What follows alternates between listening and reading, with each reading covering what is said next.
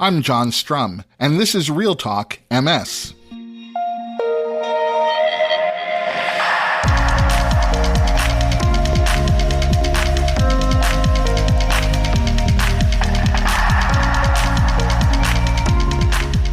It's June 25th, and we have a lot to talk about. National MS Society President and CEO Cyndi Zagieboylo began her career with the MS Society in 1985 as a services associate in Massachusetts. There were no disease-modifying therapies for MS. There was no internet. And there wasn't much to be hopeful about if you happened to be living with MS at that time.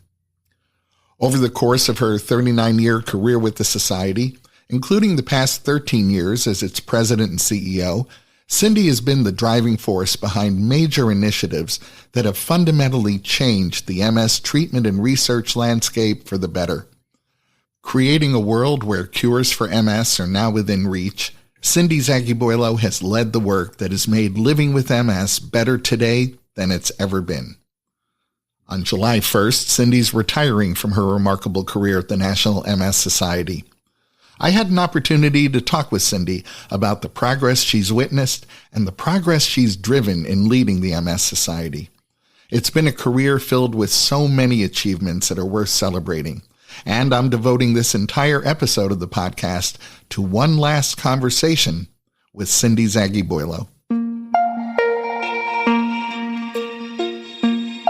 Next week, effective July 1st, Cyndi Zagieboylo will step down from her role as president and CEO of the National MS Society, retiring after a career spanning 39 years with the Society, including the last 13 years as its president and CEO. Welcome back to the podcast, Cyndi. Thanks, John. It's a little bittersweet to be here, but I'm glad to be with you. It is a little bittersweet to have the conversation we're going to have, but I'm glad we're having it. Your career is amazing. It started with the National MS Society in 1985. You started as a services associate in Massachusetts. And, when you look at where we were in 1985, when there were no disease-modifying therapies available to treat MS, and compare that to today, when there are over 20, and the word cure is now a bold and clear part of the National MS Society's mission statement, I think it's fair to say you've witnessed and you've driven a tremendous amount of change. Well, I think that is an understatement. And and when I think about this, I think it's probably simpler to describe what's really stayed the same for the MS Society and for the MS movement. So, and I'll describe it in two ways. When I joined the National MS Society because of our commitment to the scientific method and our focus on engaging people with each other. So you talk about this all the time. The scientific method is so important to finding solutions. And from the beginning, the Society funded research. In addition, we researched and summarized the therapeutic claims that people made and provided vetted information so people could have a fulsome context as they were making decisions for their MS. And back in the day, John, if you can imagine, I used a spiral notebook that was called Therapeutic Claims in Multiple Sclerosis, where each one of those individual claims was listed on a separate page, and it included the Society's review of evidence and the professional opinion of that claim. And I used to photocopy those pages and mail them off to people when they called in and asked for those questions. So that was always an important role of the Society, and it continues to be. And then people affected by MS being able to make connections with each other to build their own personal resilience and to lift each other up. That's the other thing the Society did back then, and we continue to do now. And I think those are the formulas. That's the formula to a sustainable MS movement, bringing people together to build on each other's strength. So the things that have changed in 1985, the MRI was a little more than an idea. I mean, it really, I remember when the first MRI became available to the general public or to neurologists to use in Boston. And that was an early place. The MS diagnosis was absolutely arduous and took a very long time. And since there were no treatments, there were very few neurologists who wanted to see people with MS. So I've heard you use this phrase before, diagnose and adios. That was the mentality back then. That was oftentimes what people were left with. It was a prevalent expression. And at the same time, there were a few neurologists, a few scientists who were deeply, deeply committed. And some of them were concentrated in Boston, where I was working. And I got to connect with them. And today, those are people who are leading the field in MS and helping to find cures.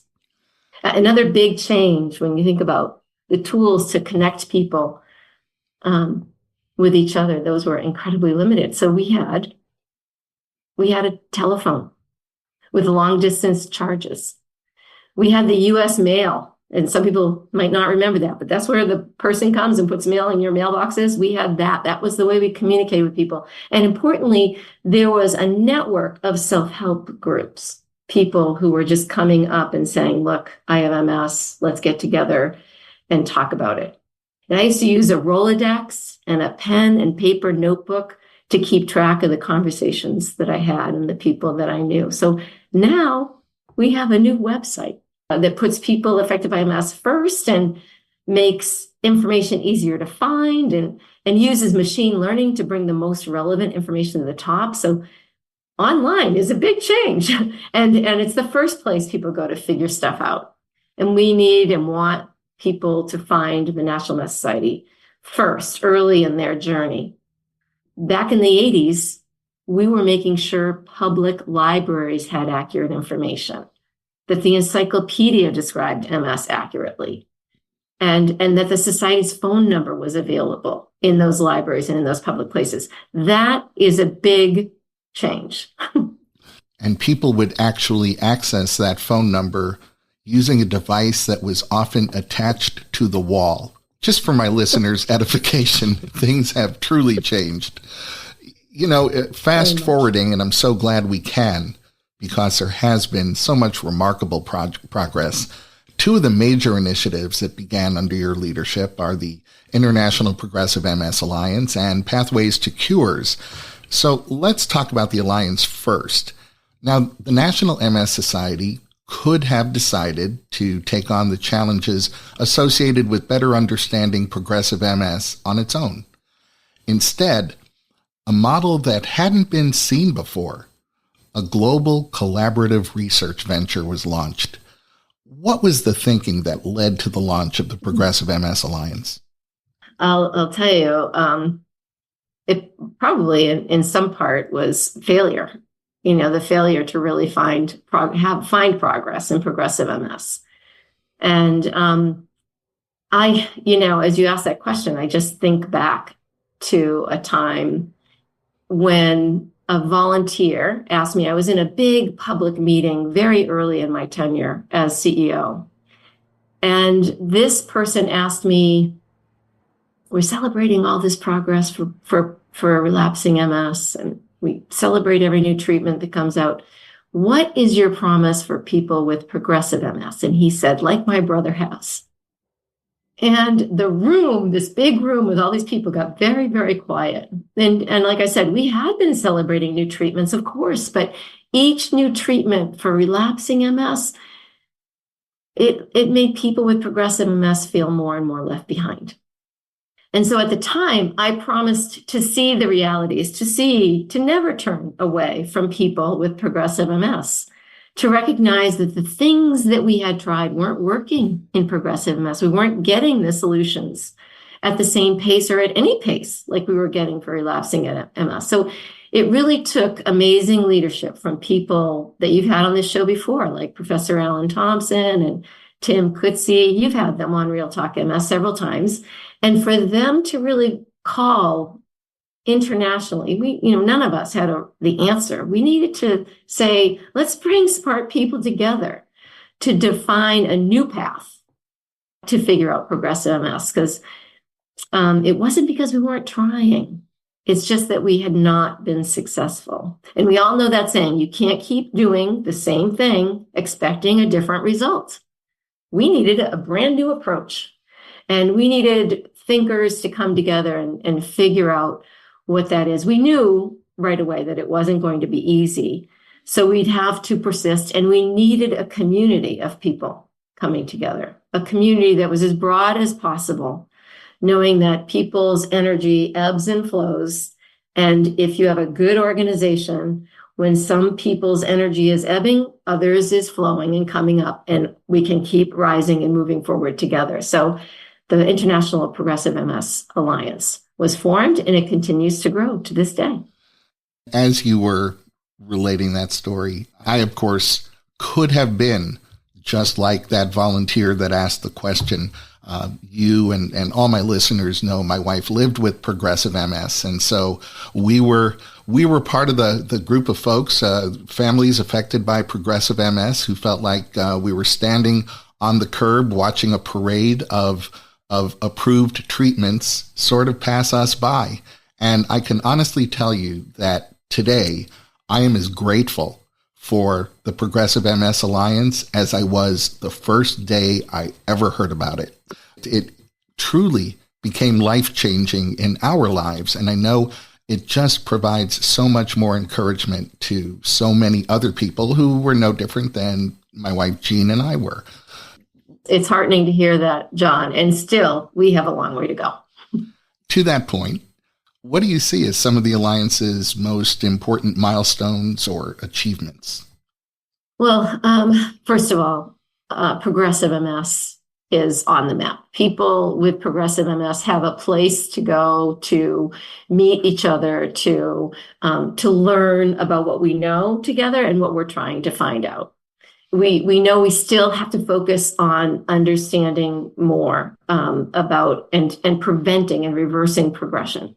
So the conversations you've had recently about that progression independent of relapse activity, PIRA, I mean, I see that as being, that underlying cause of whatever's causing that. We need to figure that out. And I think that the increased attention on that and recognizing that it's there from the beginning, regardless of whether or not you've been diagnosed with progressive MS, is important for us to recognize. And the work we've been doing on speeding up clinical trials has been really important. We depended on the gadolinium MRIs, to find those treatments for lapsing MS. That doesn't work in progressive MS. We need better ways to more sensitively measure progression so that we can figure out what's working. And so there's been progress there.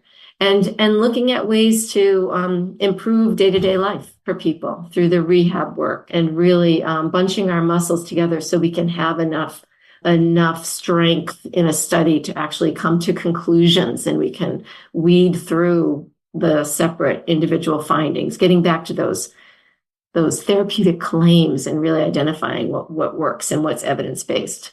So we've made great progress in all of those areas, and we've created a community for effective collaboration and information sharing. So people don't anymore in the MS research world go off in their corner and figure stuff out and then come up and say what they've learned or what they've published, right? You see that happening so little now. What people are doing now is they have an idea, they talk about it when they're together, and they help each other develop the best strategy to figure out what's right and what works. And they're working together from the beginning.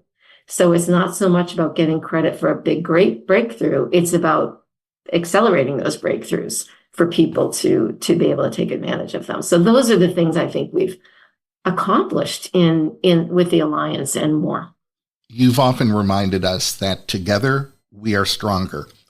Do you see the progress already made by the Alliance as a sort of proof of that concept? Oh, there's no doubt. There's no doubt. We are held up in the scientific community as the way to do this work, the way to make progress most quickly. It's sort of putting the egos to the side and recognizing that what's important are people who are trying to live their very best lives with MS and contributing to that. So I think one of the most important things that the Alliance has done and the other areas of our research and the work that we do at the Society is to make sure that people with MS, people affected by the disease, are part of everything that goes on at the Society. We're a movement by and for people affected by MS. That's the most important. That's the only reason we exist. We exist because there's MS. We'd like there to be a world free of MS, but this is why we exist. So we need to be looking at that every day with all the decisions we make.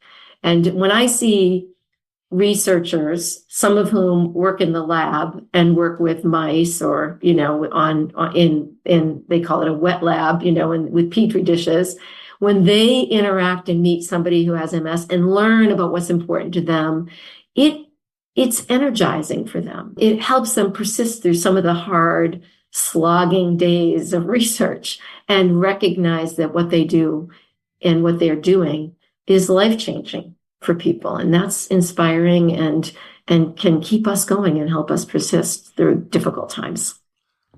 Like the International Progressive MS Alliance, the Pathways to Cures research roadmap represents another global collaborative effort. It also represents a bold decision to declare that cures for MS are within reach. What was the impetus behind Pathways to Cures? It started really with our mission statement. So it was in 2021, where we had been talking about and working through and gaining consensus about changing our mission statement. And we changed it to, "We will cure MS while empowering people affected by MS to live their best lives." So declaring this, our commitment to cures, was not taken lightly. And it's not because we didn't want to cure MS, but we didn't want to put out a statement that felt out of reach. We wanted it to be authentic, to be achievable. And once we made that declaration, we needed the plan to cure MS.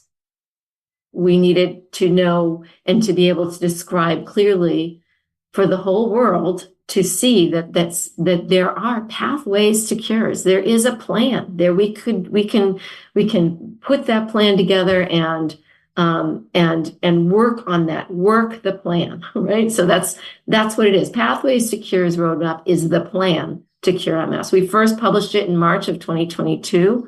It was called Pathways to Cures roadmap, and it is the plan to achieve cures. It includes 3 broad pathways, stop MS, restore lost function, and end MS forever. So even more important, though, than the plan is that we have agreement. We have agreement throughout the world, international consensus, that this is the plan. This is what it is. This is the plan to cure MS. And thought leaders from around the globe weighed in. They endorsed the plan, and they essentially committed to work the plan, to work on it, and to continue to revise it and enhance it as we learn more. So we're just about, and I know you have Bruce Bebo on this call a lot of times. He's working hard, and I just heard him describe yesterday how we're getting very, very close to the next edition of the plan. So it's still alive. We're keeping it in front of us. We're working the plan, and we're making progress.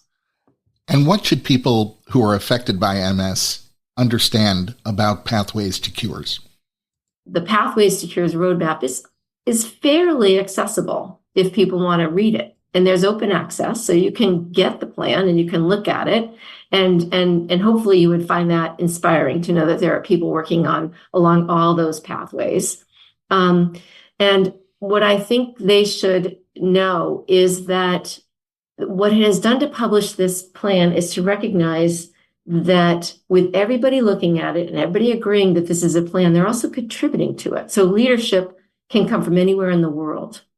Leadership on different avenues of the plan can come from anywhere in the world, and we can put that together so that we can then accelerate that progress as quickly as possible. And I don't think there's any doubt that I think people from lots of different disease areas and scientific areas would agree that focusing and looking at one plan, which takes into account innovation that needs to happen and idea sharing and collaboration and really questioning each other and critiquing and moving forward, I think everyone would agree that this is the fastest way to get to the end, to get to those cures.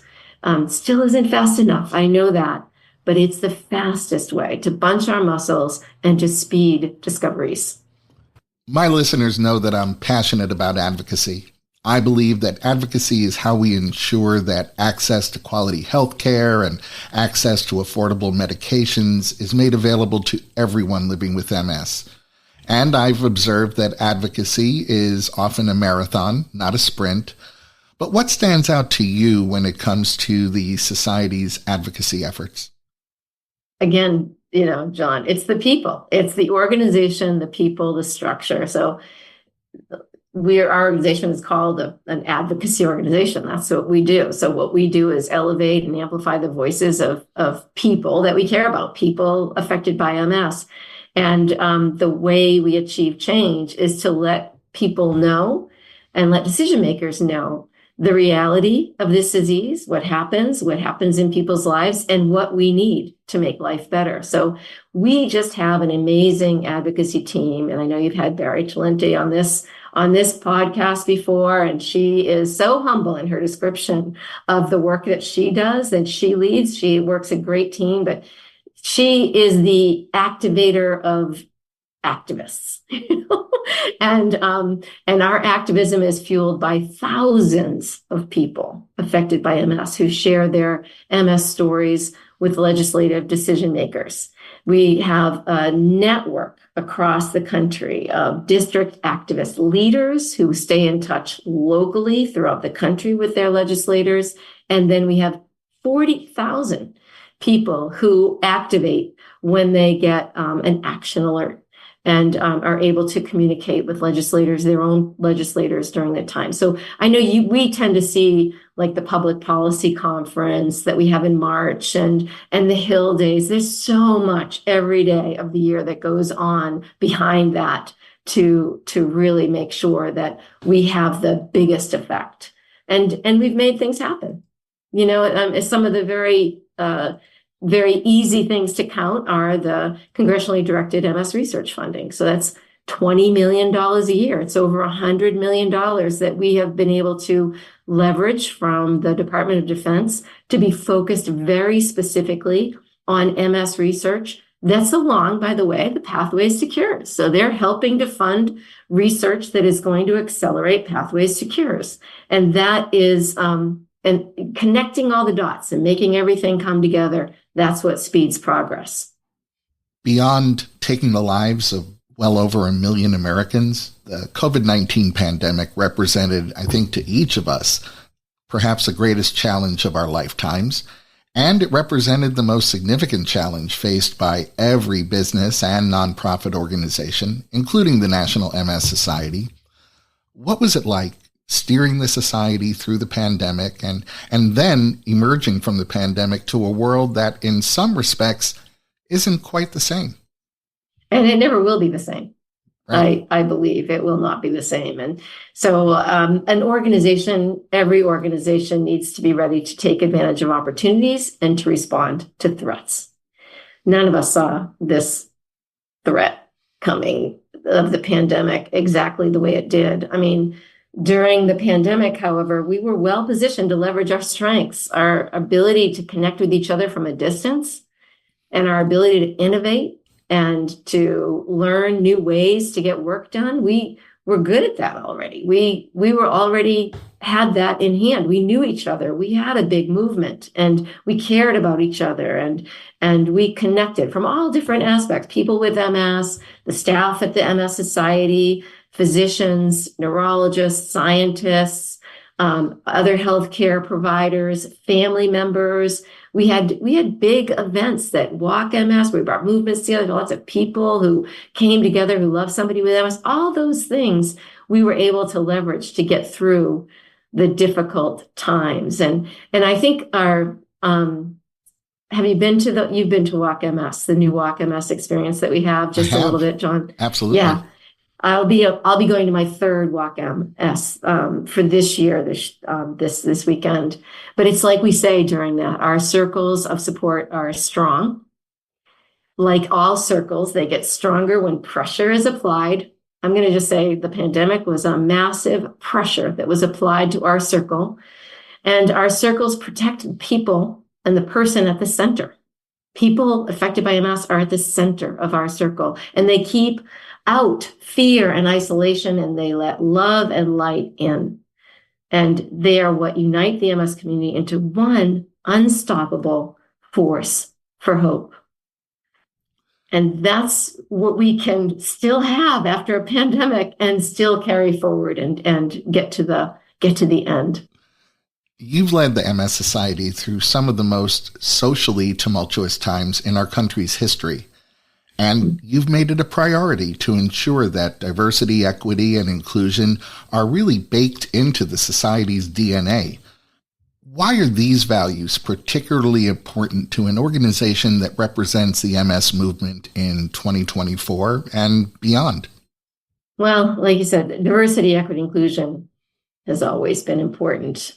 We have found ourselves in this society needing to describe what we mean by that and defend some of the things that we do specifically. But so if we think about it this way, I think it makes a lot of sense. We aim to ensure that everyone can truly represent their genuine selves.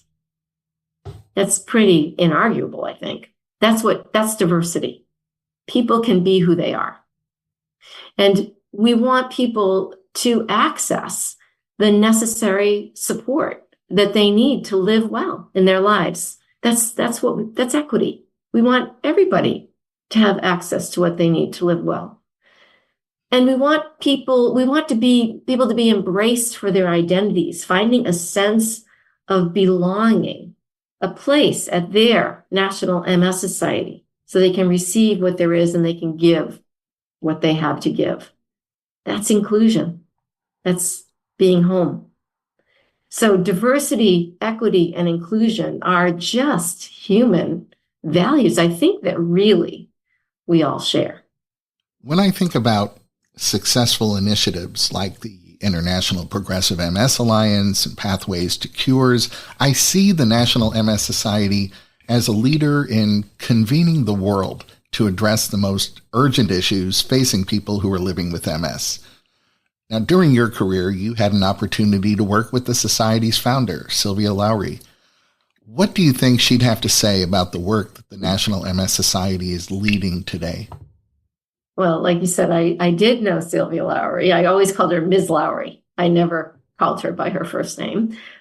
She was the founder of the National MS Society.